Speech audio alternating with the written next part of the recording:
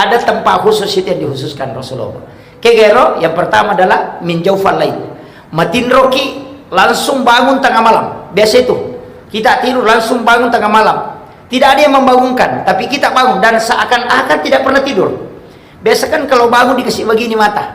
Itu langsung mata itu melalau begini, kayak tidak pernah tidur. Nah, itu dibangunkan oleh malaikat rahmat. Maka pada saat itu jangan tinggalkan tempatmu berdoa kepada Allah. Itu satu. Yang kedua, ketika telinga kanan berdengung. Kalau bunyi itu ting, jangan tutup. Langsung bersalawat kemudian berdoa. Karena Nabi menyebut kita langsung di hadapan para malaikat.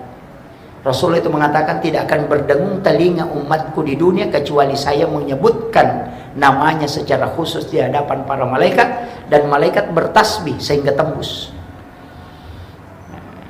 Itu sebenarnya sikirnya ruh itu kumat dengung itu.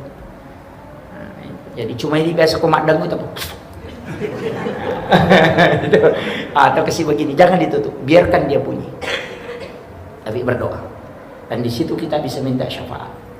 Kemudian, ini juga jarang. Ketika membuka pintu rumah, kemudian kucing kita keluar, pas berdiri di batas pintu, karena ada itu biasa kayunya pintu begini, batas. Pas berdiri di situ, baru dia menjilat kaki depannya, baru dia usapkan ke matanya begini. Oh, itu berdoa. Rasulullah memberitahukan kepada Abu Hurairah Abdurrahman bin Sahar bahwa tidaklah kucing mengusap matanya dan menjilat kaki depannya dan mengusapkan ke mukanya kecuali malaikat pembawa rahmat datang kepadanya.